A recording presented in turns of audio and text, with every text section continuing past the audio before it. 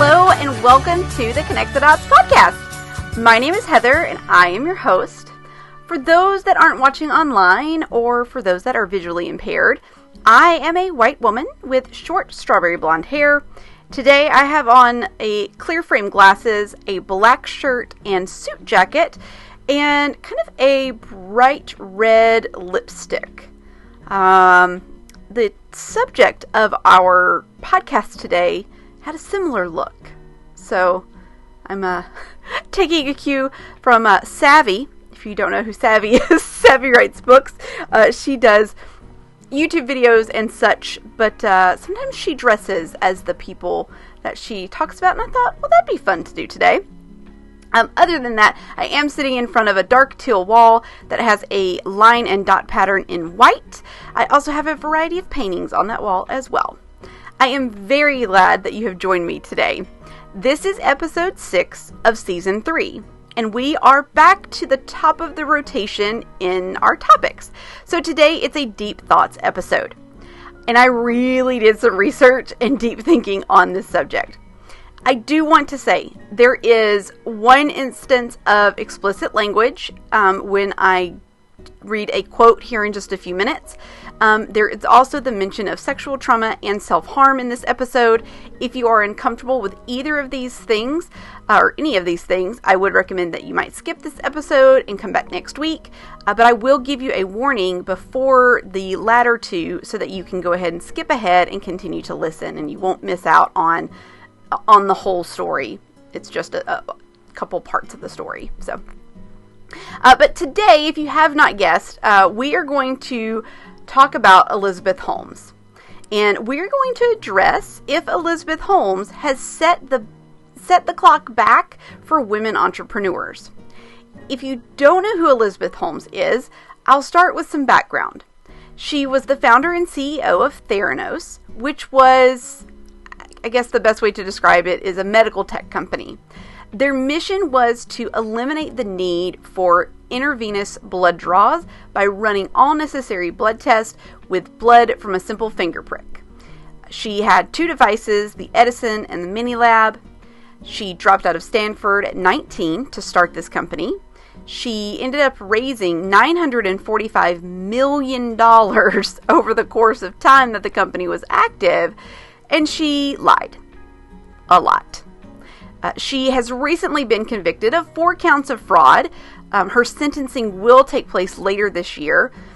So that's kind of the simple version to get us started in this conversation, and I'm going to fill in some more gaps as we go. I had watched the documentary. It was called The Inventor, Out for Blood in Silicon Valley, which was a documentary on HBO that came out in 2019. I'd seen that previously, but didn't reconnect with this story until the Dropout docuseries came on Hulu earlier this year. And it's really a quote from that series that made me go, I think I need to think a little bit more about this, read a little bit more about this. This has my wheels turning. I need to kind of process kind of what's happening here. So I do want to give the disclaimer that based on all of the research I did, this probably wasn't an actual conversation that happened, but this exchange from the docuseries really did. It's the one that started making me think about this topic. So in the docuseries called The Dropout on Hulu, in episode 6, Laurie Metcalf, who for me, the one character I always see her as is Jackie, Aunt Jackie from Roseanne. If you don't know who Laurie Metcalf is, maybe that rings a bell. She's played in a ton of other stuff, but anyways. But Laurie Metcalf plays Dr. Phyllis Gardner, and she is having a conversation with Richard Fuse in this scene, and Richard Fuse is played by William H. Macy. In this scene, they had both just left a session where Elizabeth was speaking, and she had spoken about imposter syndrome, and she even mentioned that one of the female professors at Stanford had tried to discourage her from her dream. And we'll talk about that in a little bit more in just a minute, but here's the conversation. And so again, if language offends you, this is the section where there will be one explicit word. So here's the conversation, right? So let me set the scene. They're sitting on a park bench. They've just gotten out of this talk where they've seen Elizabeth speak. And Phyllis goes, "You know how many times I've been told you can't do it? The sexism I've faced has been so naked and ugly, it's just taken my breath away. But she thinks I didn't support her idea because she had it easier than me. Because I'm what? Because I'm jealous of her?" Fuse's character, "Are you?" Gardner, "Fuck no! I'm mad! I've supported women my whole career. And how many chances are women going to get to do what she's doing? To be the CEO of a major startup? She screws this up and we all look bad. That's the ugly truth, and that is unforgivable." End scene. I obviously didn't go to acting school, which is fine. But you get the gist, right? This is the scene that got me thinking of, right? Because if she screws this up, we all look bad. And this is true. And when I think about what has transpired from Elizabeth's story, she went from being the woman at the top for us to root for, right? A self-made millionaire on Fortune's, top list, a role model for young women that wanted to get into engineering and chemistry, to being convicted of fraud and lying to everyone about what she and her company had done. And I know that there are stories of men falling from the pedestal that we have put them on, but those stories typically do not hurt the men that come after them, like it does with the women who will come after Elizabeth. But how did Elizabeth get here? How did she end up committing this fraud? Let's go back to the beginning of her story. I want to talk about some pieces and talk through how we, women and men, can learn from her mistakes. Again, so the question of the day, right, is, did Elizabeth Holmes set the clock back for female entrepreneurs? So Elizabeth entered Stanford University in the fall of 2022. No, in the fall of 2002. She was a very intelligent, bright blue-eyed, blondish-colored hair 18-year-old. She had spent the time in the summer attending a Mandarin program that she was actually given an exception for because she had impressed the panel because she knew how to speak Mandarin. She's fluent in Chinese. So in this program, this is where she first met Sunny Balwani, who was 19 years older than her. In this first year, and we'll get back to Sunny later in the story, in her first year at Stanford, she came up with the idea for a patch that would help diagnose different things and give antibiotics to the patient. And she met with Dr. Phyllis Gardner to discuss this idea because Dr. Gardner is a professor of medicine at Stanford. She's actually currently still teaching there. But Dr. Gardner explained to Elizabeth that the idea that she had was not possible based on current science. Again, this is 2002. In several of the documentaries that Dr. Gardner appears in, she explains that she told Elizabeth in order to administer antibiotics effectively through the skin, there's really not an ideal way. Like, the skin is not a good way it's too big of a barrier for the antibiotics to get through. And this is the reason why that antibiotics are typically administered through an IV directly and into the bloodstream or through a pill that you take. She wasn't trying to shut down what Elizabeth was wanting to do, but she was trying to get her to understand the basic physics of how things work, basic chemistry, basic barrier science of how, you can't, for antibiotics to be effective, a patch is really not the ideal thing. At least in 2002, that wasn't something that, science wasn't there yet. But Elizabeth wouldn't give up on her idea. So she went to a few other professors, and she did find one that would support her and her ideas. One of those professors ends up actually leaving his tenured teacher position to go help Elizabeth start, to be one of the first people at the company. So, that she did find some supporters. Just a warning, this next short section does cover one of the sensitive topics I mentioned about at the start of the episode. So if you want to skip ahead like 30 seconds, do that now. I'm going to give you a couple of seconds to do that while I take a sip of water.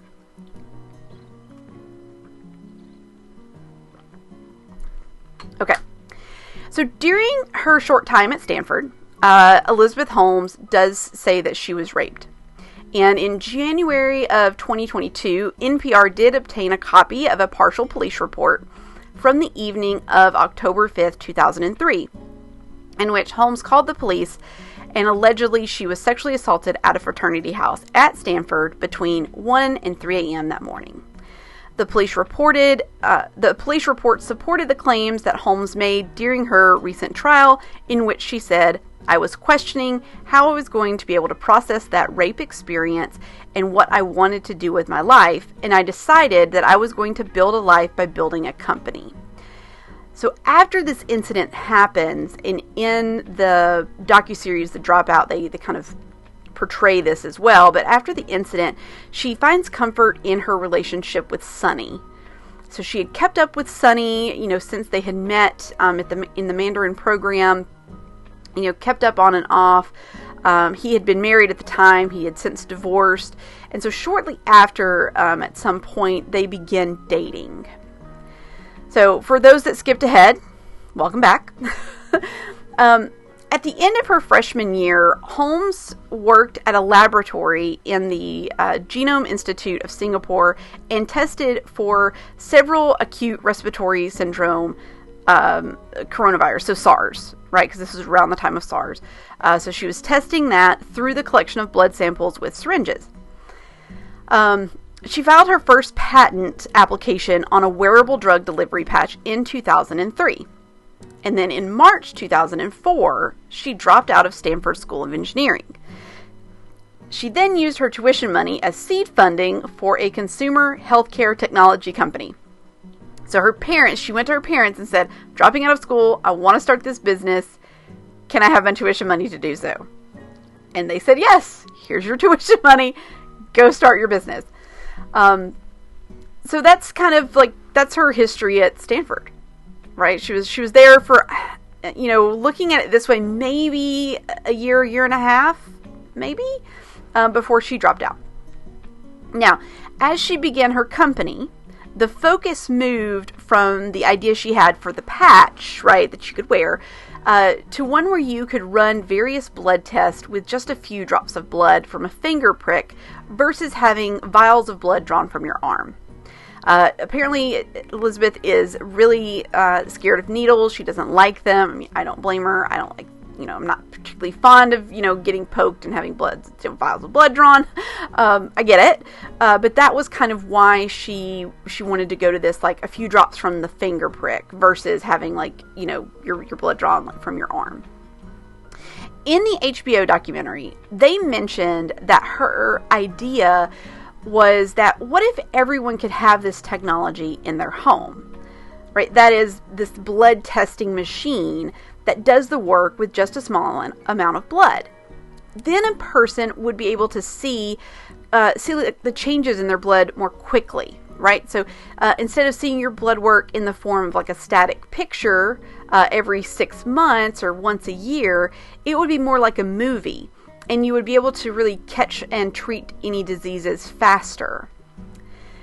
And as someone who goes to get their blood work done every 6 months to check my thyroid, and even more often if we're needing to adjust my medication for my thyroid, I can appreciate the idea of being able to see these changes quickly over time and being able to catch things over time. So I think the initial idea, yes, agreed. That sounds amazing. If I could do that, once a week and be able to monitor that kind of stuff, that's really cool. And so her first idea of the patch was the patch, and then it was this in-home lab, and that in-home lab was called the Edison. This was in 2003, 2004. So that's almost 20 years ago at this point. And today we do have patches that people can wear to monitor things. If you think about the Freestyle Libre, which is a continuous glucose monitor, which CGM, right? Diabetes runs on both sides of my family. So I know all too well the toll that it can take on a diabetic's fingers to take their blood multiple times a day, to test their blood, to get their blood sugar, right? These new monitors go on the back of their arm. They link to a smartphone app and give them monitoring 24/7. I mean, science is really amazing. I mean, we have come a long, long way. There's also a patch that I see on Instagram, and probably Facebook, and a couple of influencers have shown it, but it's called NutriSense. This is also a CGM, but it's not targeted toward like people with diabetes or diabetics. The website for NutriSense says your body's blood. All these words. Your body's blood glucose levels are a vital sign worth measuring and understanding. By using real-time feedback on your body's performance, you can find out how to achieve your health potential. Pairing a GCM with NutriSense over the course of a year allows you to receive real-time feedback on how your body reacts to your diet, exercise, stress, and more. Now, these aren't the same ideas as Elizabeth's original patch idea, but I just wanted to bring these into perspective as you can see how science has evolved over the last 20 years. And apparently Milo also wants to talk about Elizabeth Holmes today. Hi, Milo. Hi, we'll take a short kitty cat break. What, baby? Now he doesn't want to talk anymore. Hi, dear. Yes, I see you. Mommy's got to continue. Okay, thank you. So Elizabeth was a huge fan of Steve Jobs, and you can see this in multiple ways. I can't pinpoint the time frame, but she ended up taking the idea of a standard wardrobe, right? So you don't have to make more than, you don't have to make this one additional decision every day, right? Picking out what to wear. This is something that, Steve Jobs talked about, a couple of other, big entrepreneurs talk about this too. So Elizabeth moved to an all-black wardrobe. Every picture, suits, elegant dresses, always black. In the book Bad Blood, John Carreyrou relates the story too of when Walter Isaacson, the book, his biography of Steve Jobs was released, and her employees said they could tell what chapter of the book she was on based on her management style because she was trying to emulate Jobs. And I get it, right? I mean, that book is fascinating. Steve Jobs' life was fascinating. Just all that he did. So I understand why she was drawn to or fascinated by him, right? He was also a college dropout. And look at what he created, right? Something to aspire to. But then I also think about the time that I think about one of the times that I saw this influence was also in her TED Talk. Hold on just a moment. This child. Hi, kitty cat. What, baby?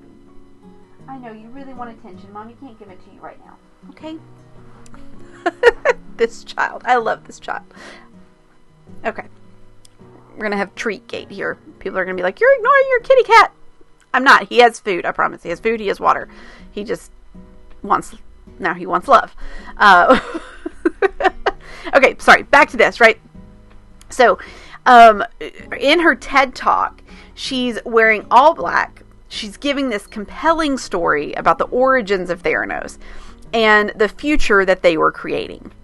She puts her hand in her pocket and she pulls out the nanotainer, which is what they collect the blood in. And she pulls it out of her pocket like Jobs did with the iPod. And I'm telling you, like, the resemblance was crazy. If you didn't know how, like, not obsessed, but like how much she like really wanted to look up to Steve, like really want to be Jobs, like you could easily tell that she was, trying to be like him in that moment. She also recruited multiple people to work for Theranos that had worked for Apple. And she even hired the same marketing company to design the campaign when they were launching in Walgreens. So if you look at the campaign material, like the iconic pictures of her that are like right up of her face. You see the lights in her eyes. They're very, it's just very white background. She's just, it really pops. We're really focused on her. That's done by the same person that did some of the ads for Apple.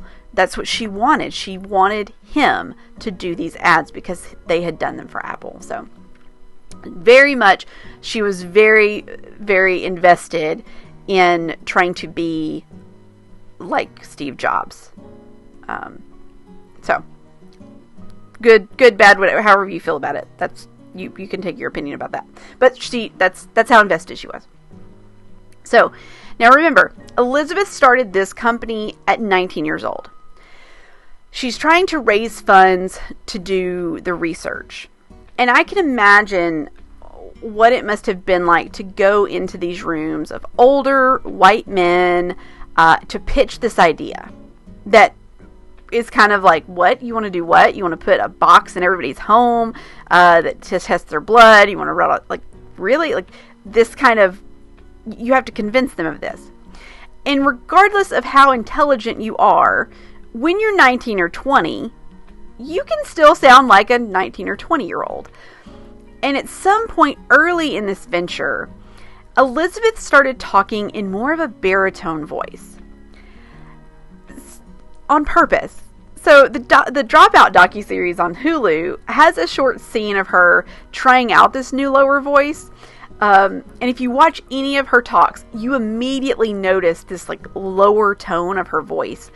But it was part of her show, right? It was part of the making of Elizabeth Holmes, of this, going from this, I'm just a 19, 20-year-old, trying to start this company, to I'm the CEO and I want to be Steve, I want to be Steve Jobs. I want to command this attention.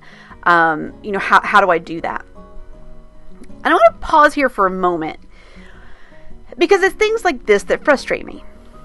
As a woman, why should we have to want to change the octave of our voice to be taken more seriously? Why should we feel the need to hide our emotions, to express ourselves? I watched a lot of different documentaries, 2020s, Dateline. I watched a lot of stuff about this. So in one of these various things that I watched, bye Milo, there was an example of a text exchange between her and Sonny, where I guess she was maybe giving a speech and she started to get maybe a little passionate about what she was doing, and she had started to, like, her octave started to go back up to normal. She was saying words like awesome and not being as professional. So why? Why do we feel like we need to hide our emotions? I express my emotions. You can typically read them all over my face. But, I will also cry. Crying is usually my go-to emotion. I cry when I'm proud of my team, when I'm proud of myself, when I'm embarrassed, when I'm mad, when I read or I see something that touches my heart. Tears will come. And many times, if you've been a listener to this podcast over the past year, you know this. You know that I will get choked up for a moment when I get passionate about a subject. And with age, I've gotten more comfortable with who I am in this manner, and I'm not as embarrassed to show this emotion. But it's taken years, because I was taught that it was not acceptable in a corporate setting to show my emotions. I mean, can we agree that we need to make it more acceptable for all individuals, not just women, to feel comfortable expressing their emotions and being who they are without fearing judgment or fearing that they won't be taken completely seriously? There's a line, right? There is obviously, culture and different things that go into play here, but just being able to express our emotions, being able to maybe get excited when you're presenting something to someone, like if you're pitching what you're doing. So like, why can't you get excited? Why can't you sometimes kind of lose your words because you're so passionate about what you're trying to convey? So I want to talk about the culture that Elizabeth brought in at Theranos. Sorry, I do have to take a sip of water. I'm talking really fast. So let's talk about the culture that Elizabeth brought in. Now, this culture partly also comes from Sonny. So I want to acknowledge that he played a big part in this as well. They were a team. So she and Sonny were dating behind the backs of the board, the employees. Like they hid this. They lived together. I mean, I think some people kind of figured it out, but over time, but they did not make this publicly known that they were together. But throughout the research that I did, you hear the stories of how Sonny and Elizabeth watched everything. More Sonny usually in this case. But employees would send emails to each other. They would be corresponding on something about work, and they would get a reply back from Sonny. Sonny was not copied on this email, but he responded. How? He was tracking. The employees said they would have a conversation, and it would be quoted later in an email from someone who wasn't there, like Sonny or Elizabeth, right? Their comings and goings were tracked. They were expected to be at work all the time. They would cater in dinner late in the evening, like 7:30, 8 o'clock, to ensure that people would stay that late. There was definitely no work-life harmony to be found at Theranos. But within the company, they also started to section off the departments. The engineers didn't talk to the chemists who were running the test. Then there were two labs. One was called Jurassic Park. The other was called Normandy. They were cut off from each other. The left hand didn't know what the right hand was doing. And this was by design, because the product didn't work. This siloing of departments also ended up siloing people inside of departments too. People started to not trust their coworkers. Everyone, when you came to work there, had to sign multiple NDAs, non-disclosure agreements. And I get it. It was a stealth medical startup tech company, and you have to keep your trade secrets. You know, you're building this new product. You want to keep that out of the public. So that I understand. I mean, I worked for Apple. And trust me, if you didn't need to know something, you didn't get looped in. People would always ask me when I worked at Apple, when's the next iPhone coming out? Or what's the... I would never know. I wasn't in that department. I wasn't in a need-to-know area. I didn't need to know, so I found out when everybody else did. That's how it works in places like that. But Theranos really took this to a whole new level where departments that needed to talk to each other couldn't even talk to each other. The culture was extremely toxic. The culture was also set up to remove anyone that wasn't a yes person. A yes man, so to speak. It's usually the term people use, but a yes person. When Elizabeth said the Edison machine needed to be a specific size, a seasoned engineer told her that it wasn't possible. The thermodynamics of the components wouldn't allow it to work properly if it was that size. And she was like, no, it must be this size. So what happened, instead of listening to a solution or coming up with a solution, Elizabeth and Sonny just went to another engineer that was less experienced. And obviously having the CEO and the COO or CCO, whatever Sonny's title was, having them give you pressure about can we do this? We need to do this. They're going to say yes. Or if one of the chemists raises questions about the validity of test, these individuals were cut out of conversations or just plain told they need to leave. This makes a huge impact on the morale of the teams. Then, when the Wall Street Journal article was published in 2015, even actually before it was published, as they were preparing to publish, because they do their due diligence and they get their sources, they get their information, and they also give the company an opportunity to, rebut anything. When they did that, Sonny and Elizabeth, they had hired David Boyce, who is a very big name lawyer, very intimidating, has done a lot of lawsuits, and so they had hired his company to represent them. And they were having people followed. They were intimidating sources that John Carreyrou had, spoken with and gotten them to change their story. They had threatened people with lawsuits.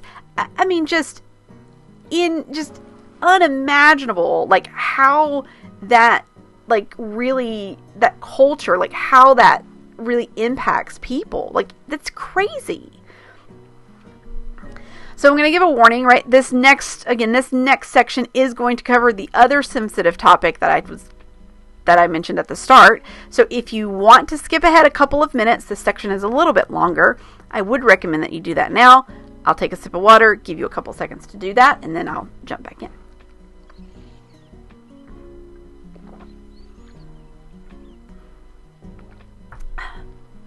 This red lipstick is very red, if you're not watching. It is so red. So out of my comfort zone. Okay. So there's one individual that was a big part of Theranos at the beginning. And his name was Ian Gibbons. He was the chief scientist at Theranos and started with the company in I'm so used to saying 2020, 2021, 2005. He started as chief scientist of Theranos in 2005. He was the first experienced scientist Elizabeth hired. And over time, he realized that Elizabeth was lying to everyone about the technology, saying that it worked, but it actually didn't work. He voiced these concerns and was fired. He was fired in 2010. But due to kind of an uprising of colleagues, right, demanding that he be hired back, he was rehired. But they drastically lessened his responsibilities. He was not even allowed into the lab that he once ran. Right? Because remember, they siloed everybody. If you weren't supposed to be in that room, your key card would not get you there. It was a no. You can't go. Over the next few years, right, so he was hired back in 2010, right after he was fired. And over the next few years, he went into a depression, a really deep depression. In 2011, he was put in the middle of a patent theft case between Theranos and Richard Fuse. Elizabeth had put her name on several patents, along with Gibbons, saying that she had contributed to that invention, which was not true. And Richard Fuse was pretty sure that was true, right? That Elizabeth didn't, she didn't do anything on these patents, because the patents were similar to some others that Gibbons already held from a previous company. So Richard was like, no. These are Gibbons. Elizabeth is not being truthful here. She did not work on these patents. So they were calling Gibbons to come do a deposition. And he knew if he testified truthfully that Elizabeth didn't have anything to do with the inventions, that it would nullify the patents. All of the work they had done, just pretty much down the drain. But if he said that she did help, then he would be lying under oath. And the date of the deposition kept getting pushed and pushed, because they were trying to get it to where Ian did not have to do it. They were trying to get him out of it, the lawyers. And so it kept getting moved farther and farther out, which was causing more stress for Gibbons. And in the book, Carreyrou says that Gibbons' wife had seen him slipping into this depression, but hadn't pressed the issue because she was also dealing with some personal things as well.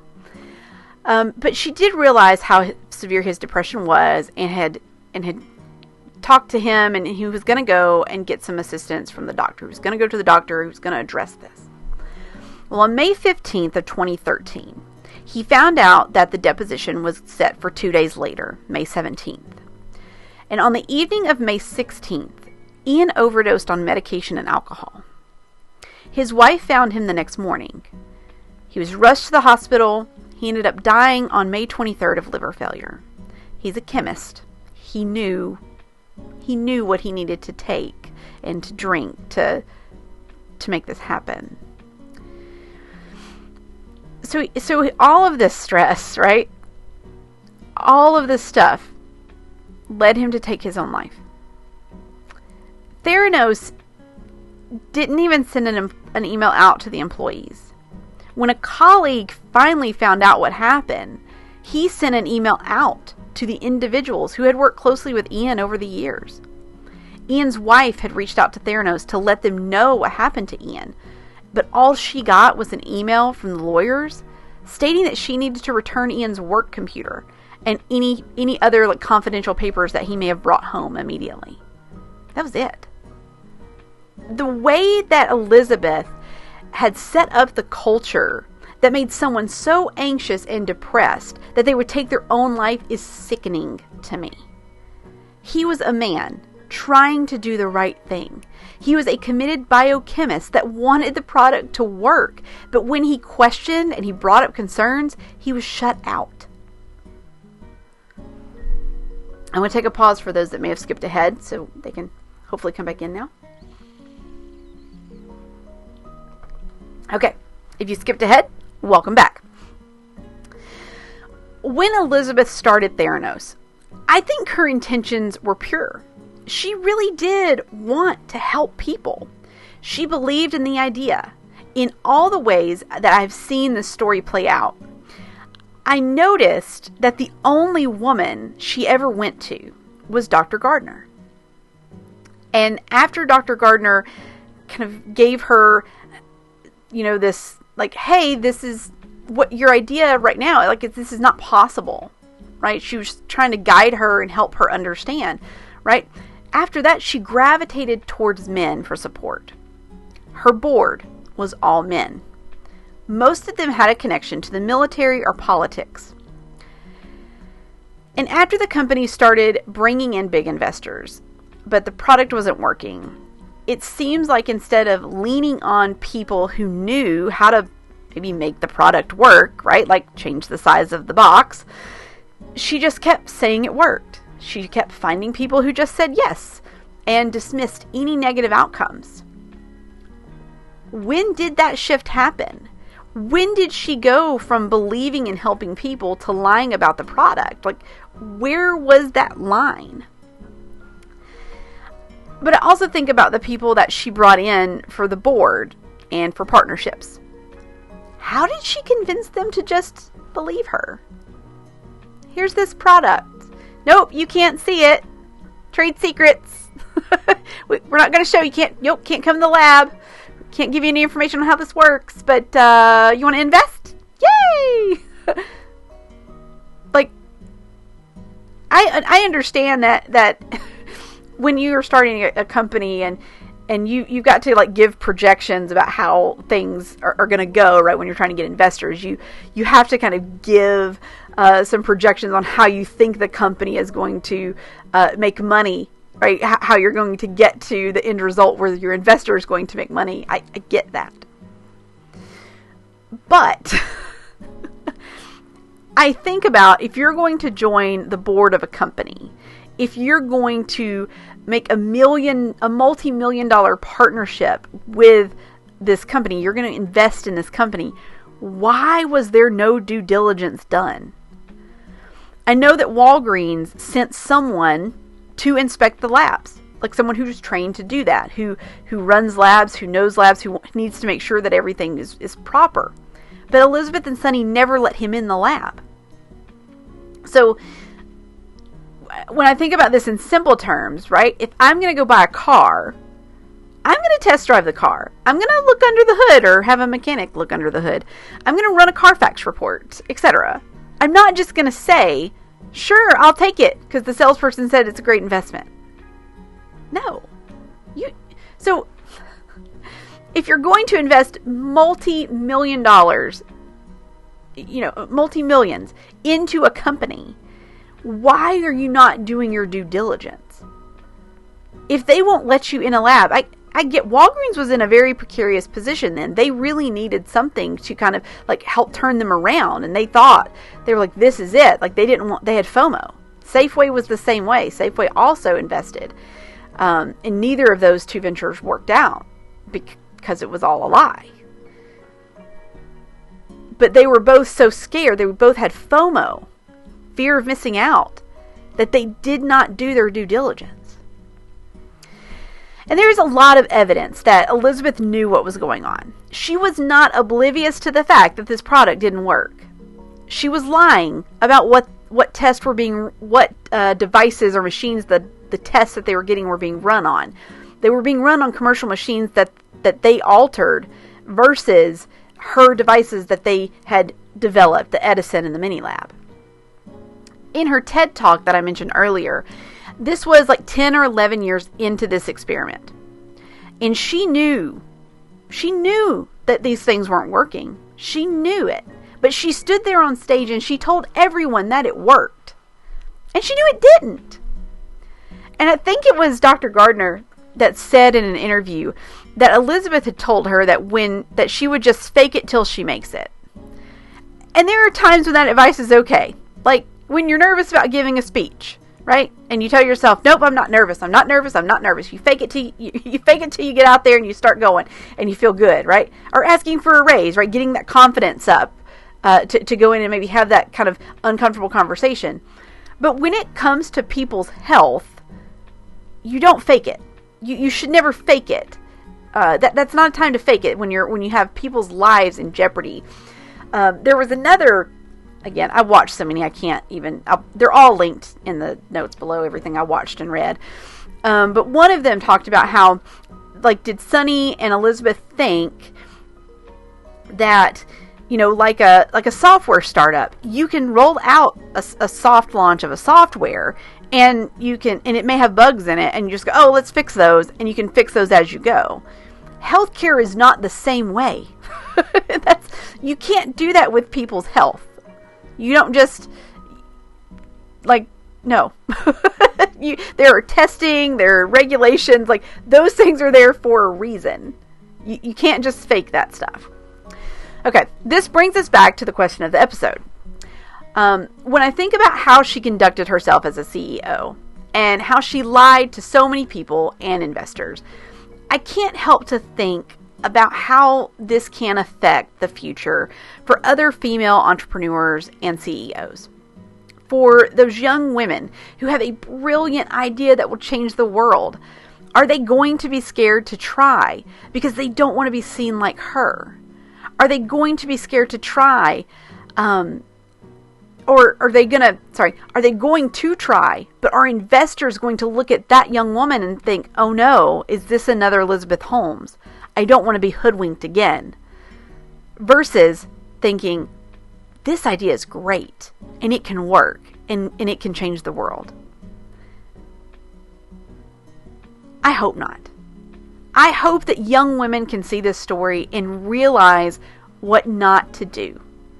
Realize that they can have the greatest idea, but if you don't trust the people that you put around you and listen to them, that it can lead you down this slippery slope.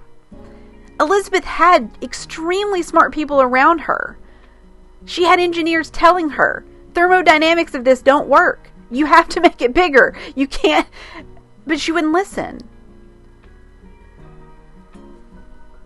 She had biochemists telling her, this isn't working.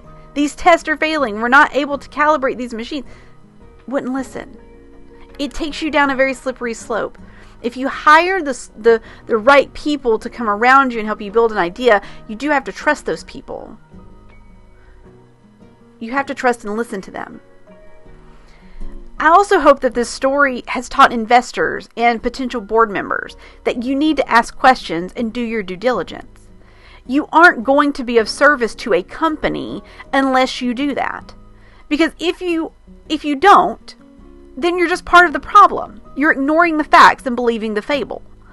So if somebody comes to you and asks you to be a board member, they ask you to invest in a company, ask questions. Because if you're not asking the questions, if you're just going on that false belief or running off FOMO, then you're contributing to the problem. You're ignoring the facts and believing the fable. After watching that HBO documentary again, I had a couple questions that came to my mind. And the first one was, does the fact that I am the same age as Elizabeth make me feel differently than people that maybe are older or younger than me and her? And I'll be honest, I think it does. I think being the same age as Elizabeth helps me to understand her mindset. At 19, she was so excited to create this company. She was on fire. She had this passion. It helps me understand that as the company grew and she had older men like Sonny and her board that she was working with, she may have felt like she needed to change to keep them around. She couldn't let them know that she didn't know what to do or didn't know how to dial it back after it had gotten so far, because then she would be looked at as a woman who couldn't do the job. And maybe that's not how she felt. But I know that I've been in a similar place. In my 20s and early 30s, I said and did things that just so I didn't disrupt the balance. Right? I said, yes, I'll do that. Or, yeah, we can make that happen. And then I'll figure it out later. Because I didn't want to disrupt the balance. I was in higher level positions working with all male leadership. Imposter syndrome was at its peak for me then. And maybe that's part of what happened for Elizabeth. The other question that I had was, could this have been a successful business? Had she taken a different approach? And I think so. I think in the early days, when it was evident that the Edison machine was constantly failing test, right? When they were trying to build it, it kept failing and failing and failing. If she had listened to the engineers and scientists, they could have made changes to that device that allowed it to work. And maybe they would have been able to bring a product to market that worked, which could have funded more research. Could have funded more research to build what she ultimately wanted, to advance the science and the engineering. Because science and engineering changed so fast that the product she wanted, a blood testing lab in every home, could one day be a reality. Elizabeth wanted to make change happen, but she was unwilling to change to make it happen. I hope you enjoyed this Deep Thoughts episode. I had originally planned to also cover WeWork here, but we went over a lot today. And I decided I would just focus on Elizabeth and Theranos. But if you would like for me to dive into WeWork in a similar fashion, let me know. Write me a comment on Facebook or Instagram, or send me a message on either of those platforms. And let me know if you want me to kind of dig into WeWork a little bit. I hope you like this episode, and if so, please share it. Please like it. Please subscribe to the podcast and YouTube channel. Would love to have you here every week when I release a podcast.